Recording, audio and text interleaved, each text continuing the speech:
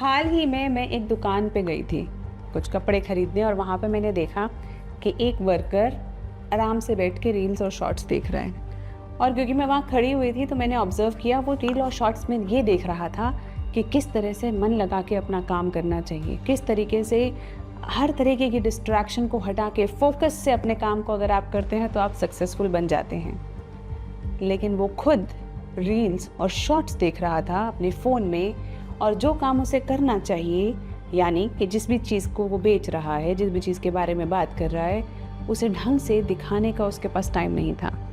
यानी कि हम लोग इतने इनसेंसिटिव हो चुके हैं, एक एज अ पॉपुलेशन इस फ़ोन ने हमारे साथ इस तरीके की स्थिति कर दी है कि चीज़ें हम देख रहे हैं, यानी कि ऐसी माँ भी देख रही है, ऐसे पिता भी एक फ़ोन को देख रहे हैं, और उसमें वो रील भी देख रहे हैं कि किस तरीके से पेरेंटिंग को अच्छा रखना चाहिए, किस तरीके से फ़ोन को दूर हटा के बच्चे पे ध्यान देना चाहिए।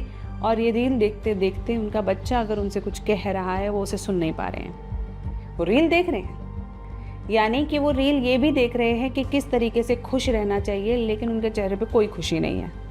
वो ये रील भी देख रहे हैं किस तरीके से पेरेंट्स की इज़्ज़त करनी चाहिए, पेरेंट्स को प्यार करना चाहिए, पेरेंट्स एक दिन आपके साथ शायद ना रह पाएँ, लेकिन पेरेंट्स को फिर भी वो समय नहीं दे पा रहे हैं, पेरेंट्स को फिर भी वो उतनी रिस्पेक्ट नहीं कर रहे हैं। सेम कपल्स के साथ, स्पाउसेस के लिए उन्हें सब समझ में आ रहा है कि किस तरीके से अच्छे से उनके साथ बर्ताव करना चाहिए, टॉलरेंट रहना चाहिए, उनको समझना चाहिए, लेकिन उनको समझने की जगह फ़ोन पे बिज़ी है। यानी कि हम जो चीज़ देख रहे हैं, जिसे देख के हम खुश हो रहे हैं, जिसे देख के हम लाइक कर रहे हैं, हम उसे फॉलो नहीं कर रहे हैं बहुत लोग।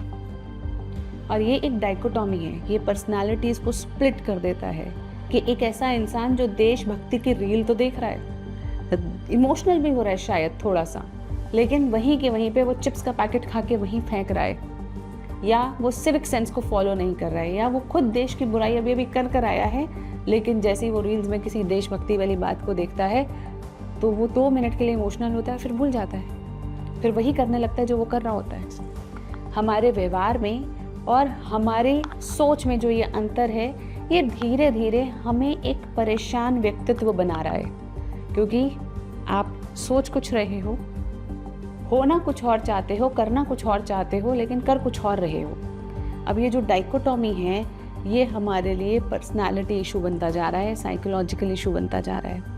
इसीलिए we will have to understand कि एक पेट्रियाटिक रील देखने से ज़्यादा ज़रूरी है कि आप उसे फील करें और अपने देश के लिए जो भी थोड़ा कर सकते हैं वो करें। उसी तरह से बच्चों के लिए, पेरेंट्स के लिए, स्पाउस के लिए उनके साथ समय बिताना ज़रूरी है। कोशिश करनी है कि हम उनको जो उनका ड्यू है वो दे सकें।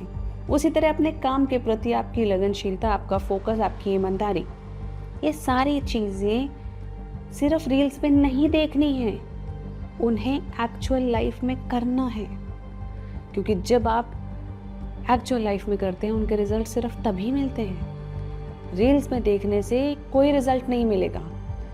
तो मैं ये नहीं कह रही कि रील्स या शॉर्ट्स नहीं देखें। अगर आप देख रहे हैं तो जितना देख रहे हैं उसमें से आपको जो चीज़ पसंद आ रही है, समझ आ रही है, उसे फॉलो करना है। तुरंत देखते ही उसे भूल नहीं जाना है। अगर आपने कोई एक लेसन सीखा, अभी क्या हो रहा है पता है, हम लेसन सीख नहीं रहे हैं, हम सिर्फ देख रहे हैं। देखा अगला लेसन, ये भी बहुत अच्छी है, ये बात भी बहुत अच्छी है, ये बात भी बहुत अच्छी है, ऐसा भी करना चाहिए, लेकिन कर तो नहीं रहे ना। वो करने के लिए चाहे 2 बातें सीखो, लेकिन उसे अपनी लाइफ में इम्प्लीमेंट तो करो। पेरेंटिंग की 10,000 बातें सोचते हैं, सुनते हैं कि ऐसा करना चाहिए, ये करना चाहिए, ऐसा खिलाना चाहिए, ऐसे पिलाना चाहिए।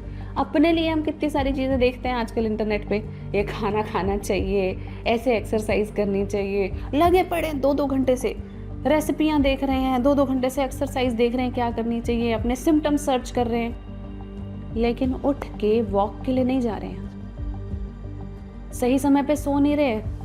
ज्ञान सब है, ज्ञान में कोई कमी नहीं है, ज्ञान पूरा है कि समय से सोना चाहिए, ये भी ज्ञान है कि वॉक करनी चाहिए, ये भी ज्ञान है कि अपने स्पाउस से प्यार करना चाहिए, पेरेंट्स की इज्जत करनी चाहिए, बच्चे का ध्यान रखना चाहिए, प्यार करना चाहिए, उसे ग्रूम करना चाहिए, काम में पूरा ध्यान लगाना चाहिए, और हर तरीके सारा ज्ञान है। देश के प्रति, दूसरों के प्रति सब ज्ञान है, लेकिन ज्ञान फ़ोन पे रह जा रहा है, रील्स में रह जा रहा है, आपके जीवन में नहीं उतर रहा है। इसीलिए जिसे बहुत ज्ञान है वो अनहेल्दी भी है, जिसे बहुत ज़्यादा ज्ञान है उसके बच्चे भी परेशान हैं, उसके माँ बाप भी परेशान है, उसका स्पाउस भी परेशान है, और सबसे बड़ी बात वो खुद परेशान है। इसीलिए जो ये ज्ञान है इसके बारे में ध्यान से सोचिए, अपने आप ध्यान से सोचिए, क्या कहीं ऐसा तो नहीं कि आप सिर्फ फ़ोन के एडिक्ट बन रहे हैं, इन्फॉर्मेशन कलेक्टर बन रहे हैं, और उस इन्फॉर्मेशन को प्रोसेस करके जो रिजल्ट्स लेकर आने थे वो नहीं ला पा रहे हैं। तो चाहे 2 चीज़ देखें, याद रखें कि उन्हें इम्प्लीमेंट करेंगे।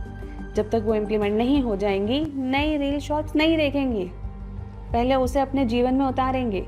और किस तरीके की चीज़ें हमें अपने जीवन में उतारनी है और किस तरीके का कंटेंट हमें देखना है, ये तो हमें डिसाइडेड होना चाहिए ना, ये तो हमारी चॉइस होनी चाहिए, क्योंकि हम कोई कूड़ेदान तो है नहीं।